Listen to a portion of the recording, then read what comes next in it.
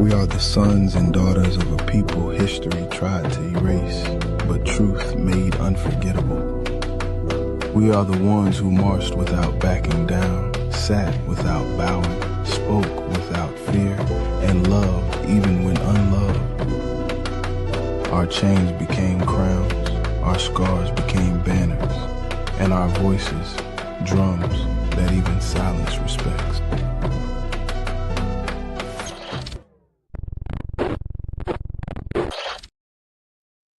Welcome back, welcome back, welcome back. It's your man HRap D coming at you live and direct. This is the 47th edition of Rapping with HRap. We have a special guest, my man Ty Lambert. As y'all know, we talk about life. We talk about what we have been through, what we're going through, and what we're going to be. Life has a bunch of twists and turns. As me and him was saying before the show, you cannot judge a book by its cover. What you need to do is get to know people. There are a million stories in the naked city. This is one of them. This is one of the best ones you'll ever hear because it's a story of the trials and tribulations of being from Chicago, being a black man, being anything and everything that you want to be, and some of the things that you don't want to be. So I want to introduce you guys to my man Ty. Thank you for being on, Ty. How you doing, brother? I'm well, bro. Good to be here. How are you today?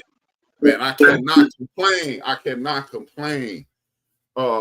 What I do here is I talk to people about their life story. Everybody has a story, and a lot of people don't realize that their story is more important than they seem. They think I'm just going through life. And what I like to do is show people life on your terms. Me and my man Mo, we always say life at full speed. So how I start off each interview is I ask this one question. This question takes us through your entire life, and you drive. A lot of people want to do the interview and they want to ask gotcha questions. I don't do that. What I do is ask questions that you want to talk about, and in accordance to what you talk about, that's how the conversation will go. I don't even call it an interview. I call it a conversation. With that being said, I ask this question at the top of every show. What's your oldest and most fond memory? My oldest and most fond memory? Yep. Of what? Of your life. Just let's start at the beginning of your life. What when you think about your life, what's the first thing that brings you about your life that just brings you joy? Wow. That's a broad question, bro. Okay. Well, let's go back to your childhood and think about that. What's some of your best memories from childhood? Oh man, just going to school, man. I really loved going to school and getting out in the neighborhood. Just being a productive person in the community. Child, man. What part of the city did you grow up in? Oh, I grew up on the west side. I grew up at the Independence and Roosevelt. Then I moved to K-Town about the age of 15. Moved to K-Town, and that's when life just took off, jumped in the fast lane. Okay, let's talk about Independence and Roosevelt first, then we'll go to K-Town. What's some of the best memories you have about Independence and Roosevelt? Independence and Roosevelt, I was a kid in my teens, early teens. And we lived right across the street from the park on Independence and Roosevelt. And we stayed in the park till the lights came on on the streets, and then we had to go in. So it was really some good days back then. Hey, for people like, cause I have people internationally watching, I got people nationally watching, I got people who live in the city watching. What was a lot of people? The West Side is quote unquote the rough side of town. A lot of people are afraid of people on the West Side. A lot of people we are judged being from the West Side of Chicago. Introduce people to the West Side of Chicago. Well, the West Side of Chicago, in my opinion, is probably one of the best areas in the city. And I guess I'm saying that because that's why I was born and raised on the West Side. And back in the day when I was coming up, life was really good. Kids can hang out. They can play out to 10 o'clock at night, and you ain't got to worry about nobody getting shot, kidnapped, beat up, stabbed, robbed, none of that stuff. But, it's a whole different world nowadays. Yeah, man. And that's the thing. I've seen pictures of the West Side. I've seen pictures of the area you come from. This used to be one of the biggest shopping centers, black-owned shopping centers in Chicago. Everything went down on Roosevelt Road. You saw lights. Exactly. It looked like Broadway. Exactly. When do you think? When did that change? All of that changed. Now, like you said, Roosevelt had all the industry pretty much in the city was up and down Roosevelt. You had warehouses that did meats and furniture from big grocery stores, whatever you needed to survive, it was up and down Roosevelt. In 68, when they assassinated Martin Luther King, they completely burnt down Roosevelt. Wow. Roosevelt was a market full of Jewish people. They had stores, and you could go from Halsted all the way west to Austin. And it was every kind of store or industry that you could think of. You could find whatever you wanted up and down Roosevelt. Man. You know what? I've talked to a bunch of people. I've never actually talked to anybody about the 68 riots. That really, ironically, I was talking to a friend today about the West Side and how it was nobody ever reinvested in the West Side after that. Talk to me about that period of time. Do you remember the day of, and how was it just watching that whole situation with King's assassination and the whole city erupting, or the black community erupting? I lived right at Roosevelt and Independence, so I seen all of it firsthand. Damn. The stores were it was like the end of the world. Because it was like everything was burning up. Police was everywhere. People looting. It was a horrible day, man. But for the assassination of Martin Luther King, I guess they figured that was the best way to send a message that we don't appreciate losing our black leader. And I just thought about it. That's what the neighborhood he was living in when he came to Chicago, right over there on 16th. He was on 16th and Hamlin. He was on 16th and Hamlin. They've turned it to the King Legacy Center. Yes. Right. They built it. It's called the King Legacy Center, if I'm not mistaken. Yes, that's exactly what it's called. Right. Exactly. Because that's 4 blocks away from where you stayed at. Now, did you ever get a chance to interact with him? Did you see him? What, I was a kid. I didn't really get a chance to. I didn't get a chance to see him nor meet him. Okay. I just knew that he was there in Chicago on 16th Street. But me being a kid, 16th Street wasn't someplace you want to be at because that's where the conservative vice lords was. And boy, was it a big neighborhood. Hey, and it's officially known as the Holy City to this day. 16th and Independence. Exactly. It ain't a good place to be at this very moment. No. You don't want to be caught there not tonight. Talk to me about that, because the urban legend is the Vice Lords in itself started as a club that was to defend the community. Talk to me about that. Okay, originally all of the they call them gangs, quote unquote, were organizations originally started out to keep the youth off the street and give them something to do after school. Okay. So the politicians were funding it. Hammerhand, a few other a lot of the senators and politicians were funding these programs. But after so many years of funding the programs, the gentlemen that started these organizations start taking the money and funneling into illicit projects, so to speak. Okay.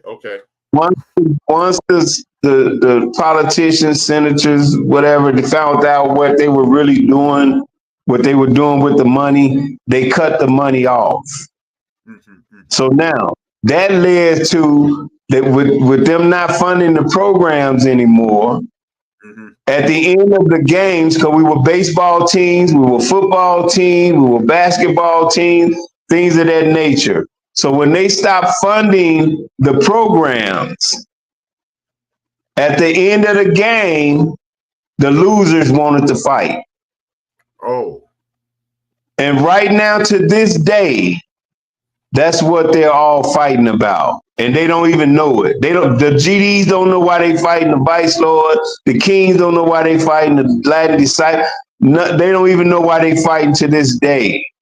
But it all started out as organization baseball, basketball, football teams. When they stopped funding them, they started fighting each other. And they still fighting to this day and don't even know why they fight. Wow. It's not about land. It's not about land. It's not about neighborhoods. It's not about blocks. That's what they have turned it into, though. But that's what it all started. When they lost the game, they wanted to fight, so they started a fight. And then when they, after all of the season was over, when they caught somebody in the wrong neighborhood, oh man, that's that Vice Lord. They beat them up. Oh, that's that GD. They beat them up. That's that Soul. They beat. That's how all of this stuff got to where it is to this day right now. Wow. You know what? I've never even heard of that. I've never even heard of that. And like I said, I went to Westinghouse. I'm from the West Side. My family all through the West. I got people on 13th and Trip.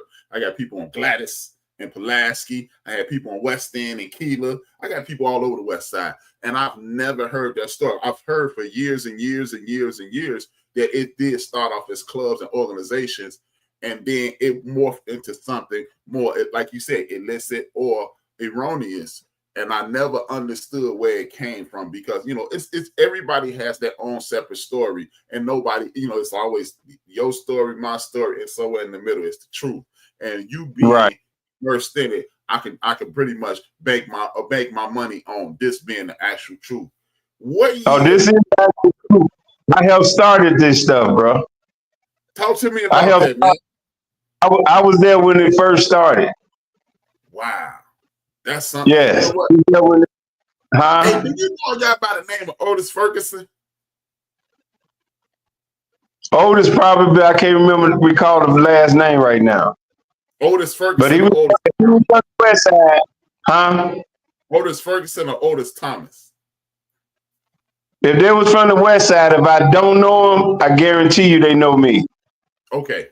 I'll talk to you about Otis after the show because I know Otis. I know Otis. So I'm 99% sure you know him as well.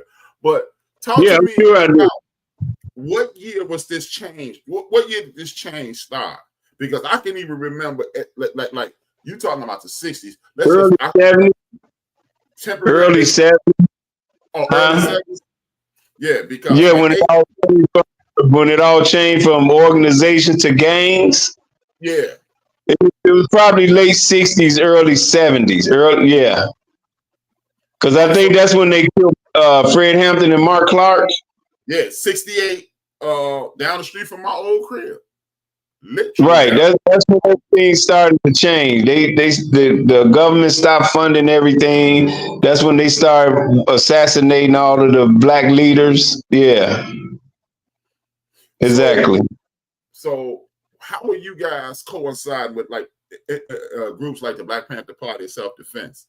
Because I know they were prominent on the West Side as well. Did y'all bump heads? Did y'all work together? What was that interaction? No, we were one family because we were all under the same principles. Mm-hmm. Love, truth, peace, freedom, and justice, the 5-pointed star. So we were all one family then, and there was nothing but love amongst us. Mm-hmm. But as time went on, people started to pull in their own direction, so to speak. Mm-hmm. And that's how we got so many branches of different organizations now. Mm-hmm. Mm-hmm. You take let's say Folk on the Hustle, for example. Okay. We got like 20 fractions of Folk on the Hustle. I know. No. See what I'm saying? And that come from individuals pulling in their own direction, so they start their own little clique, so to speak, a branch or whatever you want to call it. Mm-hmm, mm-hmm. And see, that's the reason things are so far out of hand now, because everybody was allowed to do what they want to do their own thing, start their own organization. So now everybody's fighting each other because everybody's got their own principles and values. Yeah. So you got You know, now let me throw this out there. Nowadays, most of the gang activity and the violence is done within house. It's in house. Mm-hmm. Mm-hmm. And what I mean by that is the GDs is fighting each other, the foes fighting each other, the conservatives fighting each other, the souls fighting each other. Everybody is all of the pain is being inflicted now is in house. Mm. Because gang banging pretty much is at its end. Mm-hmm. So now we're not fighting the soul because souls got their land, foes got their land, conservatives got their land, GD, BD, everybody got their own land now. So that fight is over with. Right. So now they fighting within themselves, among themselves now. Mm. And that's because it's in all the organizations. Mm. As we would say, it's in every house now. Mm. Yes. So how did you guys get to that point? Because I can remember being younger, and I've described it like when I was younger. If you were in this clique, you could like okay, if you were a foe and let's just say some GDs was chasing you, you can go to a Vice Lord neighborhood and you were safe. Hey, and you let them know what it is, and you were safe. Right. So how do we get from that to this? It's just deterioration, bro. Time and deterioration. Okay. Well, but let me put it like this. When they started knocking off all of the original leaders, the founders,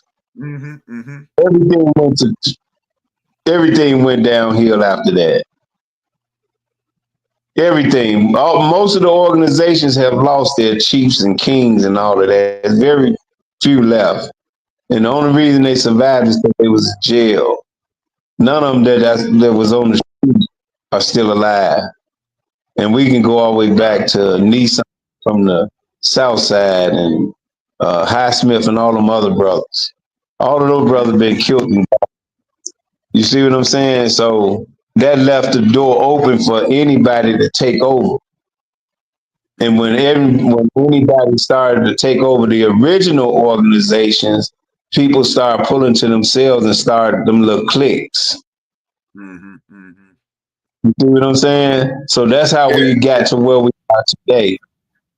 It's because we don't have no original leaders. Okay. We don't have no so everybody started their own clique. So now everybody's at war with each other. Yeah. None of these organizations have structure no more. All of the structure is gone. And what happened to the structure? That was my next question. The feds, the CIA, everybody infiltrated. They started getting the weakest link, putting pressure on the weakest link. The weakest link started giving them information that they otherwise couldn't get. They started manipulating the information that they were given, put the information online because this is a technology society now, and you can go online and find whatever you think you want to find. So what they do now, they go online and they try to look up on their organizations, and they got all of this distorted information, and they read that and they think they know what they supposed to know, but they don't know none of what they supposed to know. You confused now from reading this stuff online. And it was put online for a purpose, and it was to manipulate and to bring down the organizations that were really organized. So now there's no organization, there's no unity, there's no respect, there's no love, none of that. So, this is going to sound like a green question. I should know the answer to it, but I want the people to understand, because like a lot of people assume that this violence thing in Chicago is new. Like, I mean, it's like my favorite, it's not like favorite and good in a good way, but my favorite thing to hear and make me just roll my eyes is it's getting bad. And I'm like, it was bad 30 years ago in the 80s. And I'm just exactly. talk to me about before this foolishness started. How disputes, when you had people, when you had structure, when you had to ask questions and you had to receive orders, how were disputes resolved then? Give me that question again.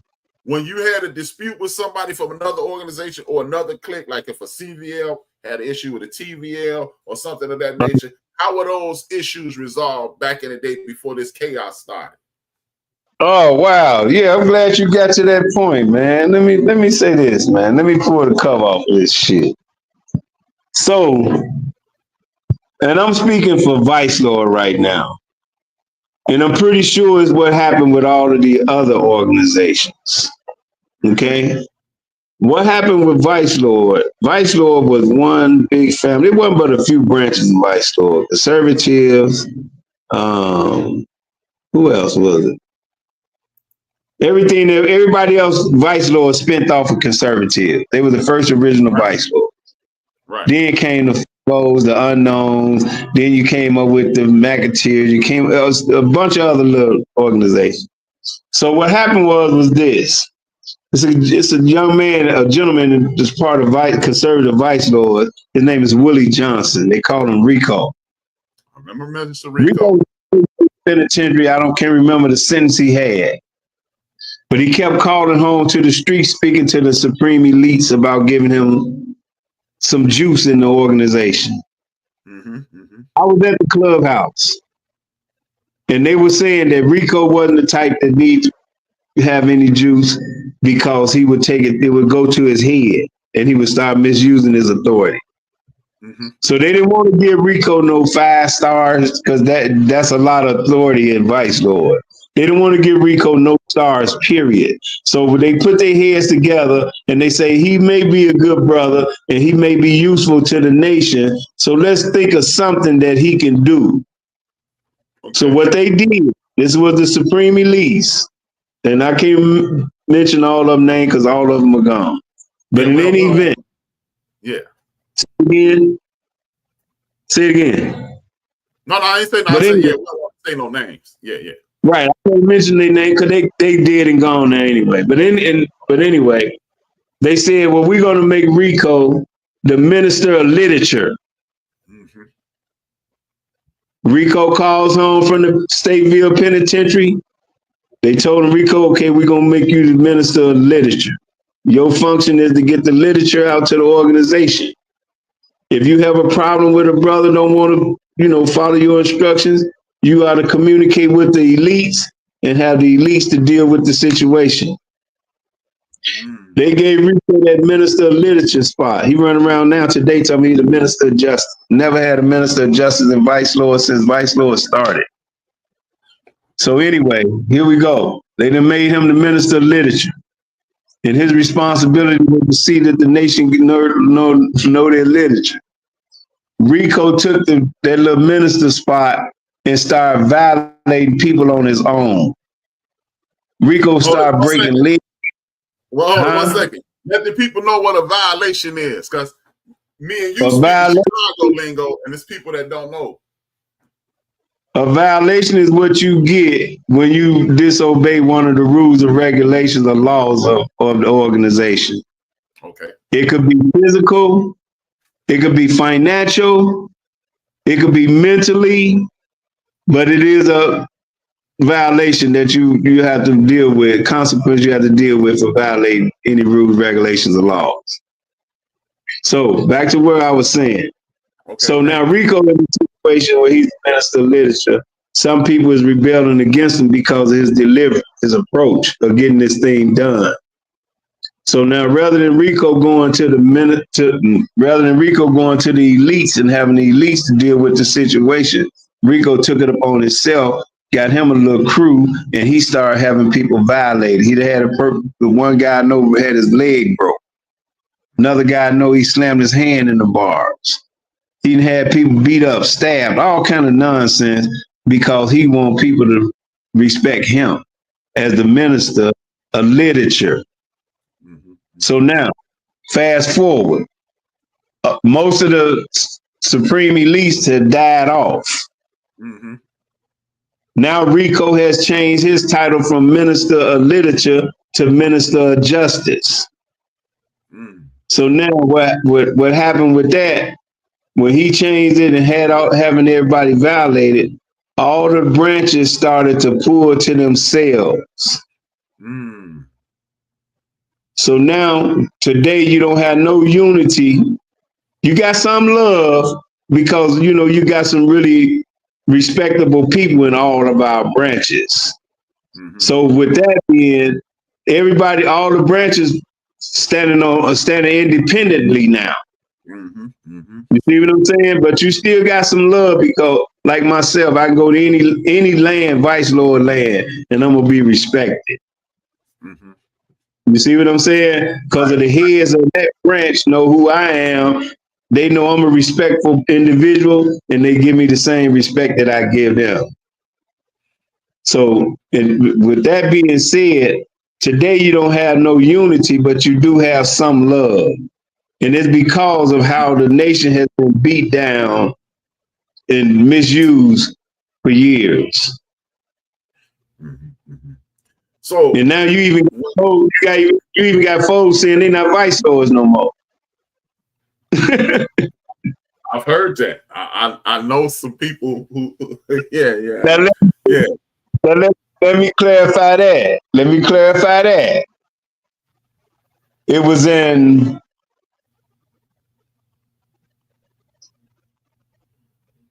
I think it's about 87 or 88, somewhere between the window of 86 and 88. Rico and Monroe Banks was in the joint together. Rico had Monroe Banks violated. Monroe Banks is the chief of the maniac foes. When Rico had Monroe Banks violated, Monroe Banks told Rico, foes not vice lords no more. It has been running rampant ever since. Walt said we vice lords, and we're gonna be vice lords till the world blow up. Yeah. We're gonna be vice till the world blow up. But we four corner hustlers before we anything else. But we are vice lords. And nobody on the planet can change that. Walt didn't change it. Malik didn't change it. And can't nobody on the planet change it. So now the was made. Monroe Banks told Rico that we wasn't foes, and he spreaded that shit. Wow. And this is what created the chaos over there on Independence, Jackson, what's that? Up through Pulaski.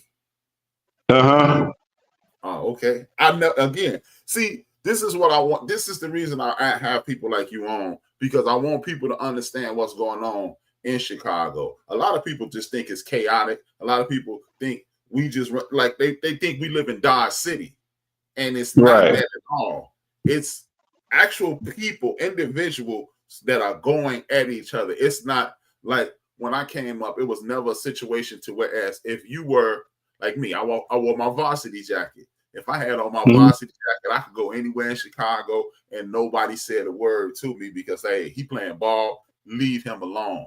And the uptick of violence when they knock down the buildings, the Chicago public housing, people don't want to identify that what they do is they have documented gang people and people who are in these organizations, and they mix those neighborhoods up to induce violence. Can you speak on that? Say that again. Repeat that again. When they knock down, I said I want you to inform the people about like when they knock down Robert Taylor, when they knock down Henry Horner, when they knock down Rockwell Gardens, and mix those neighborhoods up. That's what created all the violence that people hear about on TV instead of just us in the city going crazy. Oh, that was by design. Right. Speak on that for me. They knew what it was creating when they did it. Yes. But then, let me say this. Let me go back to the beginning. When they built the public housing, They knew that it was a trap for African Americans. We wouldn't be productive. We wouldn't want nothing. You see what I'm saying? Right. That's why they built public housing and they put all of us in there. But then it turns out that they couldn't even come in. Right. Nobody could come into the public. If you didn't live in one of them projects, you didn't take your ass in there. I don't care who you are. You couldn't do it. And if you did go in there, you had about 9 police escorting you. You see what I'm saying? Yes, and then with that being the case, those communities could never be productive with that kind of housing in it. Because every time they try to build something, they're going to tear that shit down when they go home. Exactly. The next day, they got to start over again. So what they did, they say, you know what, we got to do something about this problem. That's when they came in with the scattered site housing. Yes. So they said, we got to split these Negroes up, because we keep them housed like this city will never be productive. That's when they start handing out all them damn vouchers. Okay, you can go to Plainfield, you can go to Bolingbrook, you can go to here, you can go to there. They sent them all out to these different suburbs. Oh, get the hell out of here. And then they start cutting off all of the transportation. So now you can't get your black self back up in this city. Then they went around the city, and if you notice that all of the expressways entrance, they got a fucking gate. So if they don't want your butt in this city after a certain time, they can close that gate. How you gonna get off the expressway? You can't. You gotta keep straight through. So all of this is done by design, bro. Wasn't none of this. They just come up today and say, "Hey, you know what? Let's get all these people out the project." No, they planned that shit for years, bro. They planned it for years. And you heard about it for years. And it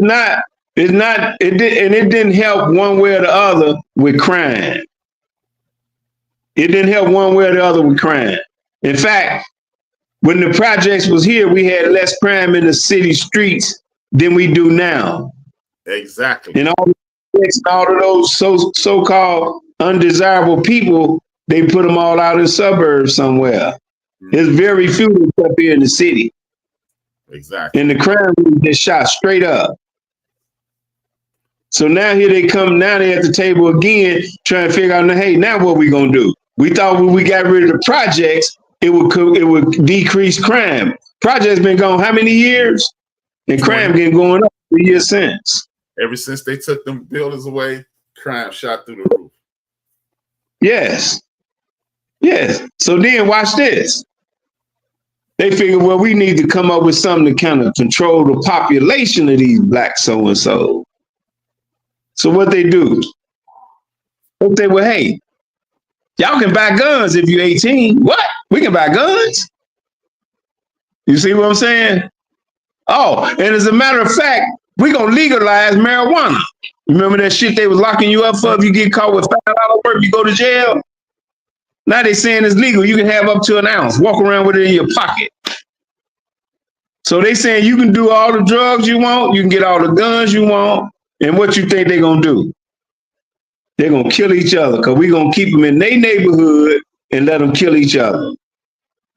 And that's exactly what they're doing to this day. They legalize all the drugs they can get. Them kids can get them. I remember back when I was a kid, you could not get your hands on no damn drugs, man. At all. You could not get your hands on no drugs. Most you would find, you would see some weed, and you get a big ass brown envelope about that big for $5.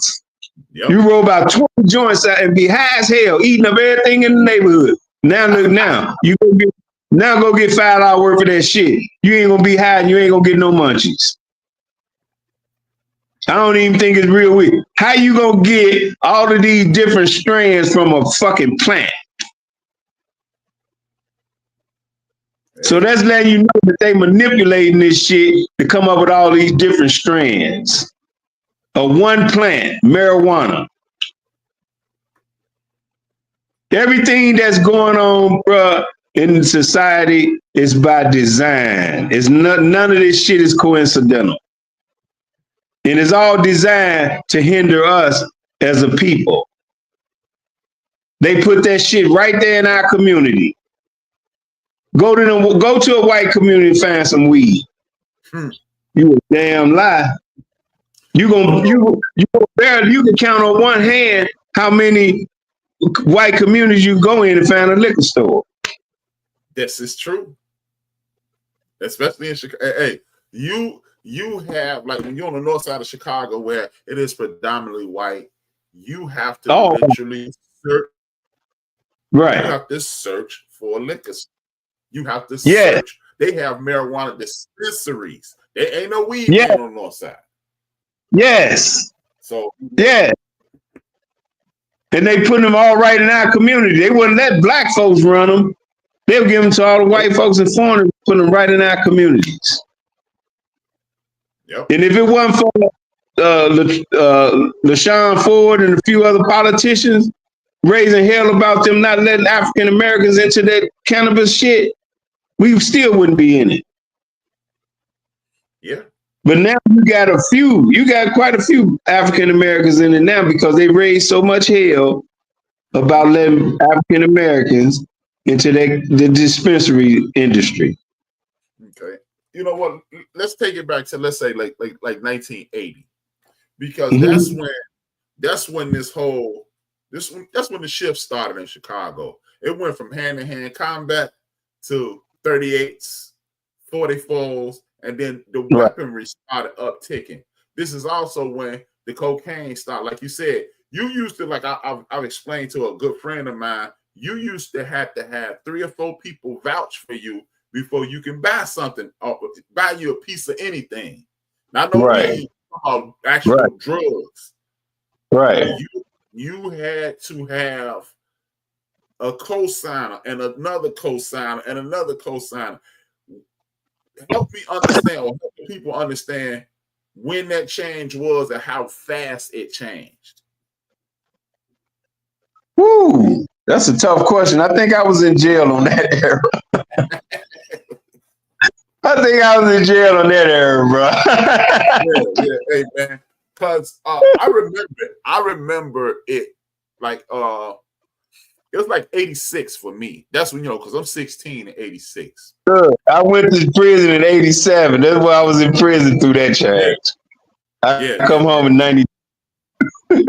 Yeah. Also, it was in full effect when you got there. Well, you know what? Let's talk about 80 to 85 then, before you got locked. Talk to me about 80 to 85 so we can help people understand what Chicago was like at that point and the slow change and what landed you there, because I'm quite sure the stuff that took off in 86, it was happening in 84, 85, and 83, and that's how you got locked up in 86. Talk to me about that. Well, in the 80s, back then, bro, I was a drug dealer. If you don't mind talking about it, talk to me a little bit. Drug dealer, man. Huh? Tell me what you can. Tell me what you can. I was a drug dealer, man. I started out selling weed, man. Okay. And then it was weed, it was syrup, it was pills, it was cocaine, it was heroin.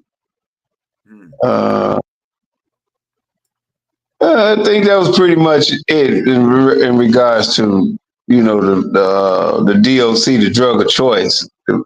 It was either cocaine, heroin, marijuana, pills, or something to that nature. But now it all changed. I want to say early 90s. Okay. When I went to prison, it was cocaine. When I came home, it was crack. They freebased in between 87 and like 90. I think 90 introduced crack cocaine. They started cooking it up, do all that crazy stuff to it, man. Yeah. And I remember that because I knew of people who was doing that, right? And we used to call them. They went from you used to buy powder in seals. They would have little sealed up packages. And right. then in Chicago, they were not calling it crack. They were calling it Ready Rocks. Right, exactly. Already prepared for you. And it was I remember it went from hand-to-hand combat to people walking around with thumpers. And it was a very, like you said, it was, I would say 85. You know what? You're right. It was 86 to 90 because the person I'm thinking of, 86 is when he touched down. But as they say, that's when he jumped off the porch. Right. And In between 86 and early 90s when that transition came. And I wasn't here for it, so I really can't say a lot about it because I wasn't here. I was in prison. I came home in 92. All the changes have been made in reference to, the drug platform. Okay. You know what? I've never asked anybody this who witnessed the transition or even was. What was it like? Okay, talk to me about. Let's just say the year before you got incarcerated, and then the year after you got out. What was the world looking like at that point? Let's say 84, 85, 86, and then 93, 94, 95. Talk to me about those years. 80 back you. Well, if you was here in the 80s, man, that was a really good time. Everything was plentiful. Jobs was plentiful. Money was plentiful. What few drugs we had was plentiful. Everything was, like it was open market. It was open to market, so to speak. And at that time, the government was having all of that shit shipped in here and put in our communities. You see what I'm saying? Yes, and indeed. After what happened with that, let me tell you this. What happened with that, the government was allowing all these drugs in here. They know how it was getting in here. They knew it was sending it in here. They knew when it was coming. They knew everything about it. I forgot my train of thought. The way the world was looking 84, 85, 86, and the way what it turned into 86, 80, 91, 92, 93. Okay, yeah. So when I left, everything was plentiful. It was getting in here every day. You had another shipment, 20 tons. So what happened was it was destroying our communities. You can ride through your community right now to this day, and you will see nothing but abandoned buildings, vacant lots, all kind of dilapidated stuff going on. And that's what was the result of the drugs being dumped into our community. It addicted our families, our kids, our mothers, our brothers, uncles, cousins, friends, and a lot of them died from it. We lost a lot of them in that drug era. What happened was, what made them come up with this war on drugs is because it backfired. And it started destroying all of them white families and white communities and things of that nature. Then it became a problem. But as long as it was destroying the African American communities, oh shit, ain't nothing wrong with that. But when they woke up, they seen that it was just as many white people strung out and messed up on this. They like, no, wait a minute, it's a problem. This is a problem now. So they say, hey, well, let's start this war on drugs. So they talked to Noriega. They talked to what's that boy they got in jail now? Him and his sons. Chapo.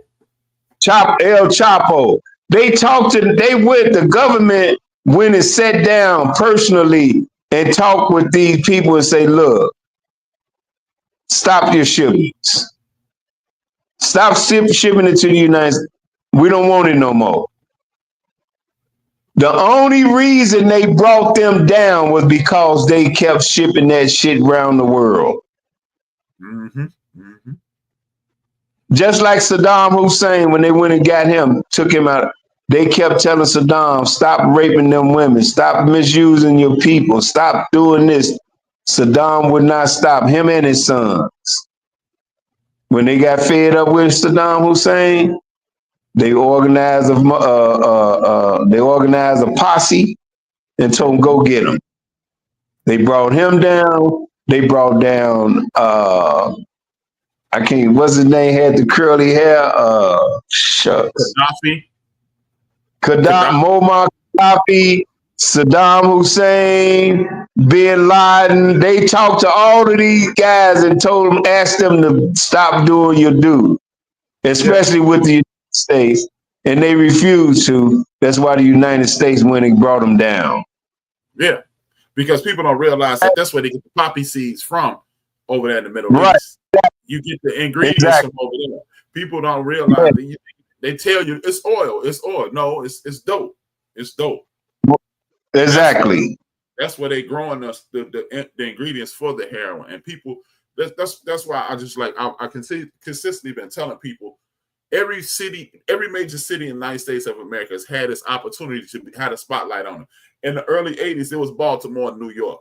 Then it went down to Florida, and then it went way west to LA, and then it migrated back east to Texas, and then it came right here, and then this spotlight, because think about it, the murder capital at one point was Baltimore, then it was New York, then it was Miami, then it went out to LA. It had you so scared of LA, you wouldn't even catch a plane in LA. I remember getting recruited, getting football letters from LA schools, and I'm like, I'm not going out there. I live in gangbang land.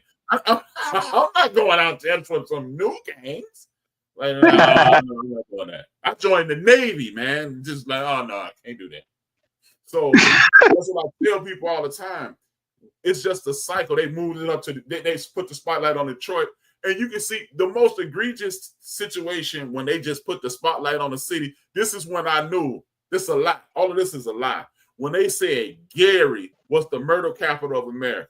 If 10 people get killed in Gary, you didn't hurt this whole town. You know what I mean? But 90 people there. You know what I mean? It's like seriously, it's 100,000 people. So if 100 people get, if it's 10,000 people, if 100 people get killed, per capita, it looks horrible. Exactly. But how could Gary be the murder capital of the world? People in a neighborhood in Chicago on the west side. There's more people in K-Town on the west side of Chicago than in the whole city of Gary. So knock it off. That's when you realize this is a joke. This is a joke. Yeah, man. And that's what I try to explain to people. People will listen to this foolishness and this nonsense. Hey, man, Chicago, why can't they stop the violence in Chicago? Because this is manufactured violence in Chicago. It's design. It's about design, bro. All this shit is about design. Exactly. Real talk. Example, people, if you ask the average person in the United States of America, what's the most violent city in regards to gun violence in America? When I tell you, you may not even know. Do you know the most violent city in regards to gun violence in the United States of America? Google it to prove me wrong, and I know I'm not. Anchorage, Alaska. Oh, really? I was finna say Alabama. Nope. Anchorage, Alaska. No shots. That's what you got a better chance of getting shot in Anchorage, Alaska than anywhere in the United States of America. Chicago, not even the most violent city in regards to gun violence in the state of Illinois. It is Peoria. Right. Yeah, I know. Yeah, everybody says Peoria. Right. So when people are like, what's going on in Chicago? The TV and the news, that's what's going on. Because if you like one of my guys, he flew in about a year ago to go to his niece's graduation. Him and his wife and their family came in. And I drove him around the city and I took him to the most dangerous neighborhoods. He was like, hey, man, just don't take me to O Block. And I was like, why not? He said, I heard it's crazy over there, man. I say, it is? He said, yeah. I say, then you see them buildings right there? He said, yeah. I say, that's O Block. He said, ain't nobody sitting out there. I said, I know. I said, oh, watch this. 45, then about 2 seconds, about a minute and a half later, 90 seconds later, I said, that's where Obama lives. He said, well, hold it, ain't O Block right there? I said, yeah. And I'm like, dude, you can't. And he was like, man, you got to be kidding. And he was like, where all this violence? I say, man, it ain't as bad as they say. Look, it's just like every other. It's just like Detroit. It's just like Milwaukee. It's just like Minnesota. It's just like Miami. It's just like Dallas. It's just like Houston, LA, and wherever you have people without opportunity, you're gonna have violence, and that's just the way the world works. If you take things away from me, I'm gonna do what I have to do to get it. And if you take away academics, I'm gonna cut up and act the fool. And right. All these things, I'm gonna cut up and I'm gonna react to what people are not allowing me to do, and that's the way the world works. Right. Yeah, please do. That's my homie CJ. Good young brother, man. And if y'all want to look at some good sports commentary, look at this play by CJ. Subscribe to that young brother channel, man. He's a good guy. Don't listen to it at work, because CJ gonna be cussing up a storm. But you're gonna love his programming. But that's why I asked you to come on. When I watched you on that other program, that's why I wanted you to come on, because people think Chicago is Beirut. And people think Chicagoans are just people walking around with guns. Hey, what's up, man? Pow, pow, pow. No, it's not that. No, Chicago is a great city, man. It has the best food in the United States right here in Chicago. Chicago is a great city. It has some great people. We just got some fucked up politicians. Exactly. It's the lawmakers that make Chicago so fucked up. Mm-hmm. It's not the people. The people is just trying to survive in a stacked deck, so to speak. You know what I'm saying? Yeah, we do have some violence. I'm not saying that Chicago don't have. That would be a lie. I'm not saying that. But what I'm saying is, if our politicians weren't so greedy and crooked, we wouldn't have the violence that we have, and we wouldn't have the issues that we have in Chicago. And we have them mainly because we don't have no resources. We don't have they taking all the resources out of our communities. And now Trump then got in office, and he finna take the little bit of resources that we did have. He finna take that. Yeah. And you know what? Do me a favor. Explain to the people how we spoke about organization. We talk about rules. We talked about structure. Tell the people how they systematically incarcerated the people who kept things in line and killed those very same people. Talk to the people about that, if you can expound on that. The thing about that, B, is the fact that our government, city, state, federal, whichever one you want to look at, they don't want nobody to have more authority than them. Let's take Larry Hoover, for instance. I'm not sure what he was originally locked up for. I think he got like 200-some years for a couple murders or something, or whatever. One murder. Let me speak on that. I'll tell the people what that was. He, according to court documents, because I'm not going to accuse the man of anything. According to court documents, he ordered one person who shot at him previously and shot some of his friends previously. According to court documents, he ordered that person's death. And that's what landed him in 1972 in the state penitentiary and got him incarcerated for 200 plus years. And just for the record, I have several friends who have been convicted for 10 plus murders who have gone to the penitentiary and gotten out since 1986, 87, 88, and they got out and they are productive members of society while he still sits in jail. Continue. Okay, yeah. So like I was saying, you take Larry Hoover, for instance. He has a lot of influence, bro. And I'm talking about over a lot of people. Mm-hmm. And I'm talking about throughout the United States, not just here in Chicago. So with him having that much authority, that's the main reason they're keeping the brother in jail, because of the influence that he have over society. Mm-hmm. You see what I'm saying? Another one, Jeff Ford, influence over tons of people. Mm-hmm.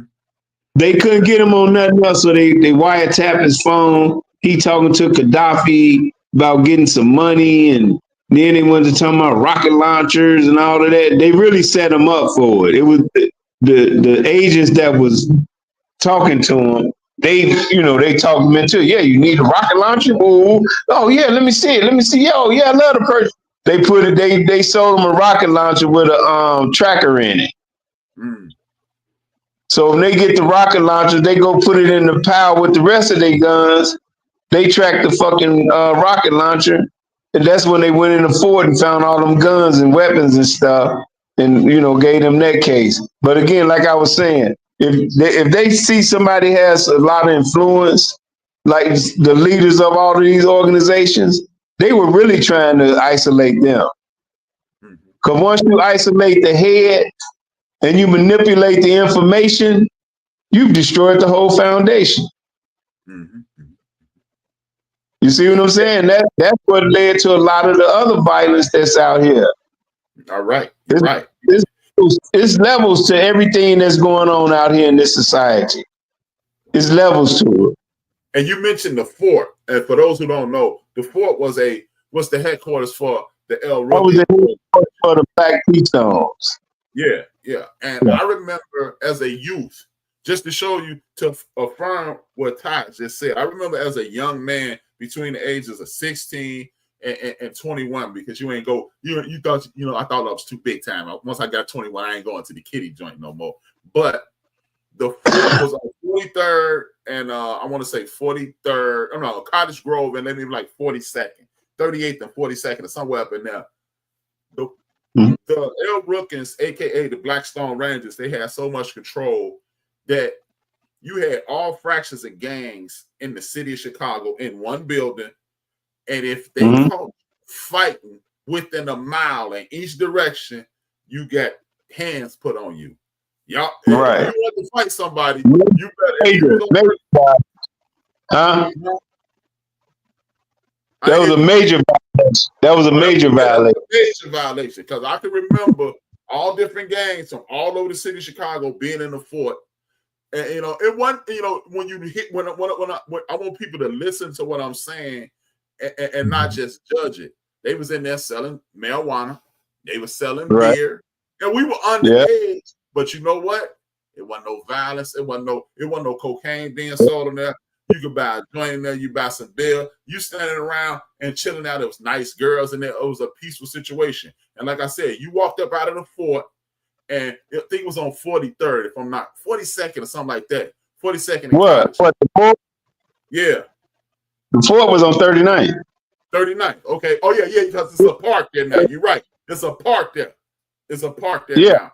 It was on 39th and Cottage, and if you were caught fighting from 39th to 45th, and from 39th to 35th, you were getting a pumpkin head. You would get jumped on. You would not start anything. And you had to be at least the State Street before. You had beef with somebody, you better walk down the State Street and fight them. And if you walk down the State Street on 39th, you was going to get shot because you was in Stateway Guard. You ain't even want to do that. So it was a very peaceful situation. You ain't see nobody over drinking. And again, was it cool to have 17-year-old people drinking beer? Was it cool to sell weed according to society norms? No. But guess what? I ain't never 17. I might be one of the only 17-year-old people in the history of the hood that ain't ever even tried weed. Everybody who was there was gonna get the weed anyway. He was just giving it to you. He was selling it to you. And it was just a peaceful situation. Am I advocating street organizations? No. But when cats like Jeff and Mickey and the rest of those guys ran these streets, it was way less random acts of violence. It was way less chaos. It was a controlled chaos. Is it cool according to social norms? No.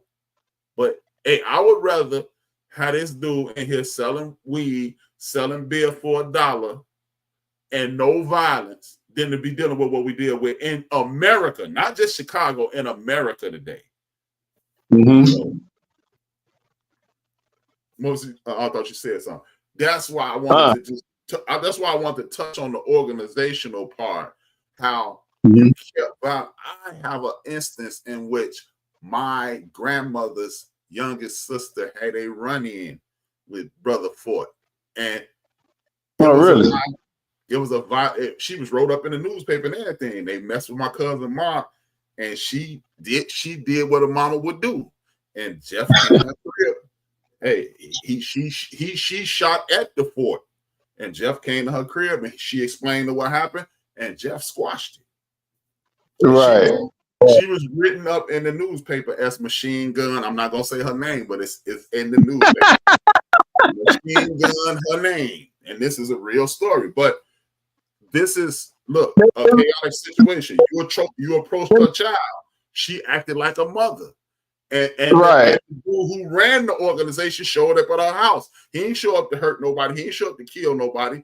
He showed up to have. Now let me say this right quick, B. Back then, there was a such thing as called respect. Yes. You respected grown people. I don't care who you were. I don't care what your status was. I don't care where you from, what you've been through, what you do. You did not disrespect women and older people, period. Right. Nowadays they don't respect themselves, so you know they ain't gonna respect nobody else. Exactly. And that's what brought a lot of the what word I'm looking for. That's what brought a lot of the negative behavior to our communities. They lost their respect for the older people, and for themselves to be exact. Because you can't disrespect somebody else if you don't disrespect yourself first. Exactly. I can remember times like when people always talk about these street organizations. Like I can't talk about the Los Angeles street organizations or the New York and anywhere else street organizations. I can remember times where you could be a super thug and somebody, you could be standing there about to pull on a square, and somebody mama walked by, she put that square behind your back, let that lady walk by. Exactly. And whatever bag she carrying, you helped her with them bags. Hey, right. Get her them bags, get her in the house. And, and that's what I want to bring to the awareness of people about Chicago. This is not just a bunch of people, like you said, you cut the head off the snake and the body dies. We are reaping the results of the head of the snake being cut off. Yes. This was street organizations was almost like military organizations. Yeah. So that's what I want. That's why it was love, respect, and a bunch of unity, bro. Exactly. And that's what I want. That's the number one reason I saw you on the other program, and I say that's my man. I need to have my man on my program, and I really but I really wanted people to understand this I you watch it from outside, you think Chicago is crazy, but I guarantee you, anybody who's watching this program who's not in Illinois, I could bring you to Chicago and take you to the worst neighborhood in the world, and you don't even realize you in the worst neighborhood. Like I told you, I drove to O Block on purpose. He was like, "Hey man, I don't even want to go to O Block." I was like, "I'm saying to myself, it's too late. You done rolled through it."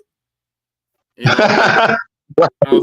I'm taking them to spots, all the places that it's supposed to be chaotic and crazy, and it's not that.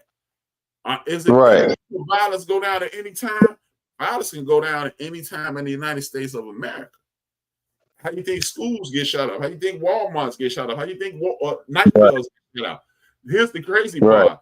As violent as people say Chicago and Cook County is, I want people to just take this into consideration.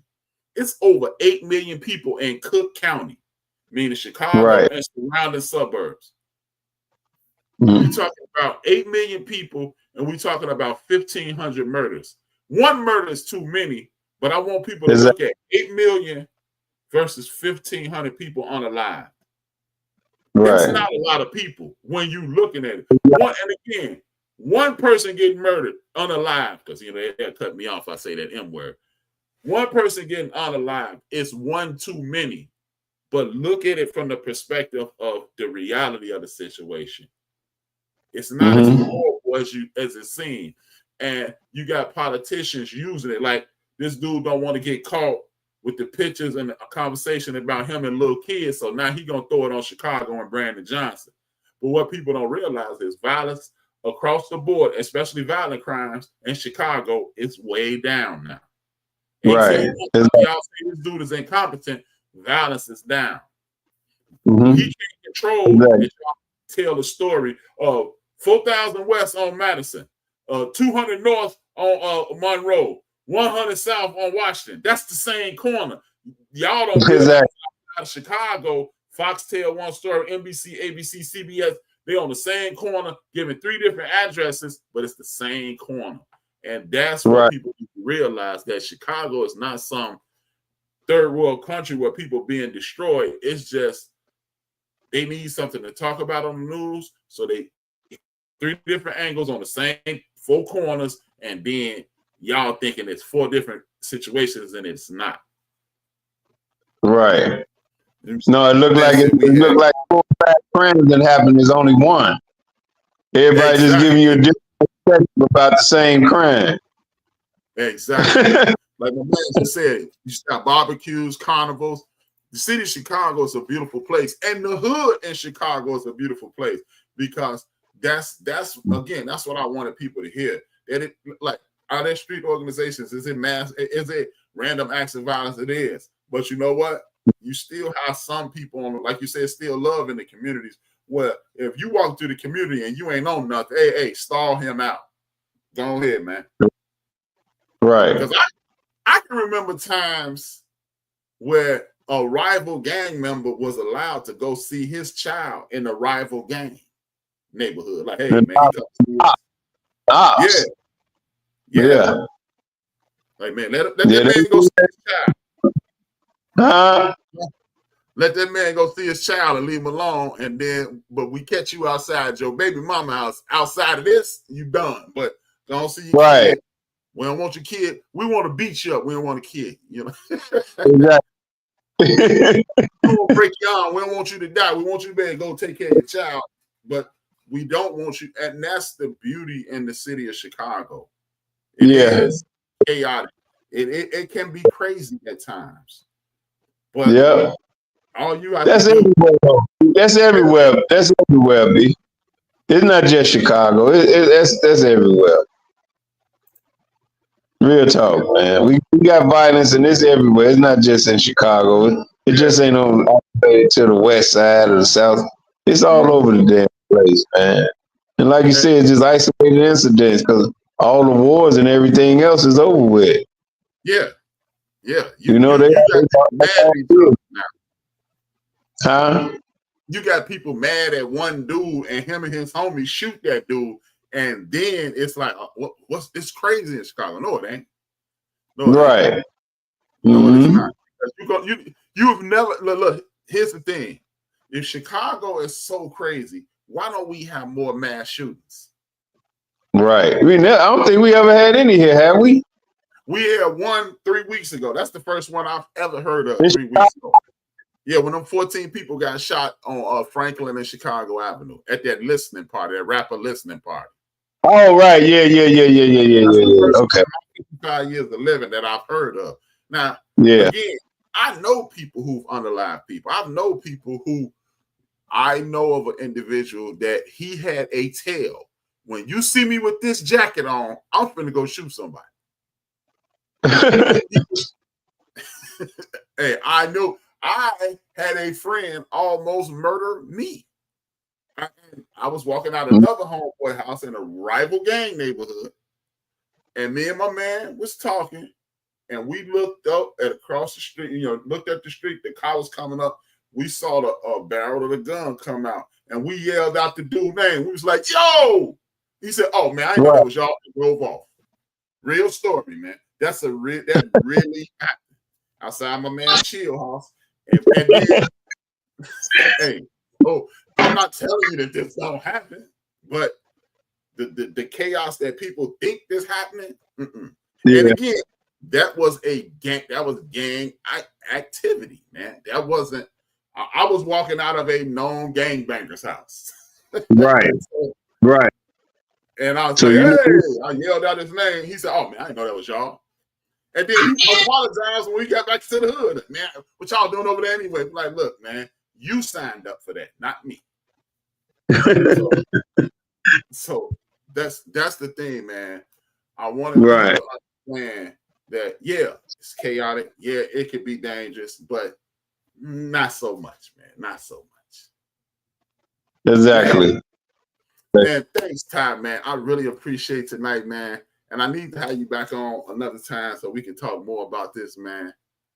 But man, I really appreciate you giving me your time and telling me your story. You know, I do have one question. How, you know, I want to ask this, and I should have asked it a long time ago, but what induced you to join the organization? Oh, wow. I'm surprised I didn't tell you that in the beginning, man. I apologize. I had a brother that's older than me. Okay. And everybody knew him. His name was Preacher Man. He's from the West Side. Him, Walter Wheat, Fred Gage, Leo, Jones, Roy Brown, Jackie Hasbro. Who else? It's probably about 10 of them. When they first started Folk Corner Hustlers, my brother was one of the original guys that was at the table when they were talking about organizing Folk Corner. It was just hustlers at the time. They were organizing an organization called the Hustlers, which turned out to be us. When they had the meeting to give out status for the people to help establish the nation, I was one of them. Oh, okay. My brother Preacher was older than me. He came home one evening and he said, Tyrone, come on, I need you to go to this meeting with me. I'm like, meeting? He like, yeah. I'm like, okay. I was only 17. And at that time, they had structure with Vice Lord where you had to be 18 to join. I was 17. I would have been 18 in probably about 7 or 8 months. So we lied and said that I was 18. So when they started giving out, when the Supreme Elites gave out the status for Folk Corner Hustlers, I was given 5 Universal Stars. At that time, I was living in K-Town, around all black gangsters. I'm the only vice lord in the neighborhood that I knew of. So I stood my ground. I am who I am, and I live where I live, and that's what it is. So I had a few friends in K-Town that was a black gang, and they kind of, looked out for me when I first came down there, but they didn't know who I was in regards to vice lords. They were really thinking that I was going to be a black gangster. But then when they found out who I was, they just stayed cool with me. You see what I'm saying? So I'm a vice lord, Folk on a hustler, and I'm living in Black Gangster Stronghold. And they seen I wasn't no punk, so they just respected me, man. And I respected them and that too. But that's how I got started in Folk on a Hustler. My brother was one of the original leaders of it that started it. And I was supposed to have been like the second generation, but they grandfathered me into the first and gave me 5 Universal Stars, bro. And you know what?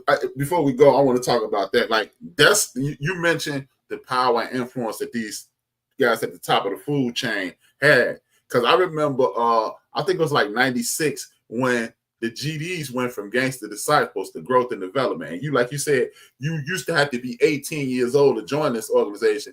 And when they lowered the age limits, what people outside Chicago don't know, these gang organizations start telling these members, you better have at a minimum a C average, you better register to vote, and you better go vote. And that's why a lot of those schools got incarcerated, because they went from Gangster Disciples to Growth and Development. And so that created a political problem, because what's his name? Gator. Got the out there. Gator. Gator Bradley. Yep. Because, you know, Gator Bradley was a gangster, GD. Yeah. You know, he went into ministry, and then Larry Hoover changed growth. And the reason he changed it from growth from just GDs to growth and development is because GDs had developed that number one,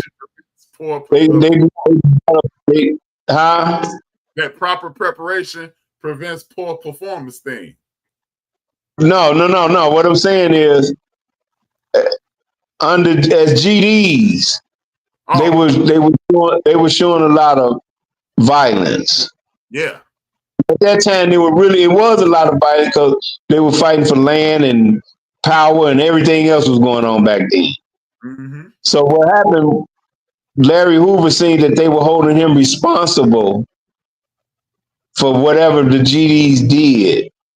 So he said, well, we're going to go in another direction. We're going to become a political organization.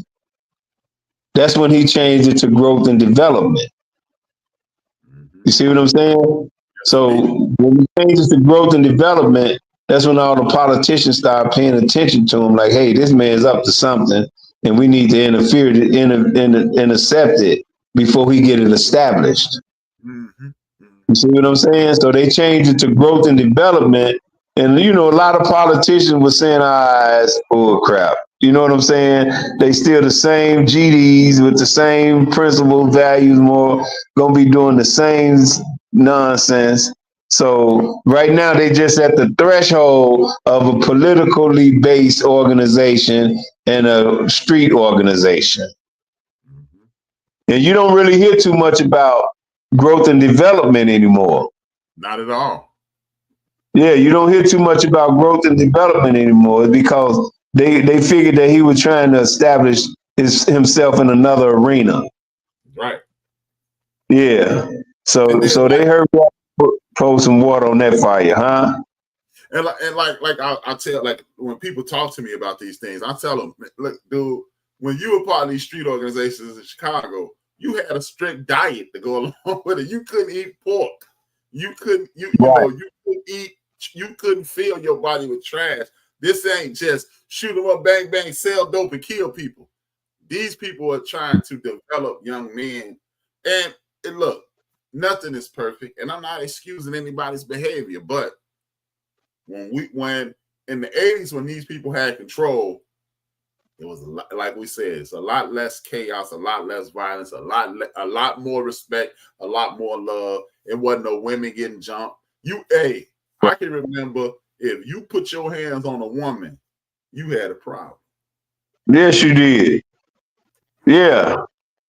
You back in the day, you couldn't go to jail for rape. You couldn't go to jail for beating up women. You couldn't go to jail for none of that shit, man. Yeah. Not and live and not and get out. No. And if you did live, you were wearing a damn pillowcase. Yeah. You run around pitching or some shit. You know what I'm saying? They didn't play that shit back then. Now, man, they don't give a shit about nothing, man. You can, whatever you do, it's not like it used to be, man. We don't have none of the structure, none of that. None of that. I remember when I was in prison, and I think it was in 87, 88. Yeah, I was in Stateville, 88. A guy came in for rape. The sun did not come up on him. He got there that evening. The sun did not come up on him. As soon as he got to Stateville, they killed him. Now, who he raped or who he molested or what he did, I never got all the logistics. But back then, you didn't come to jail for raping no damn kids, no women. You didn't come to jail for none of that shit. Yeah. Yeah. And they were some back in the day, you really didn't get too much no respect unless you was in jail for murder. Right. Yeah. And you couldn't be doing no murders by mistakes. I remember it was, again, these are not things that we celebrating. But I remember guys on the west side and on the south side of Chicago looking down their nose at drive-by shooters like, what? You drove by. No, you walk up. Right.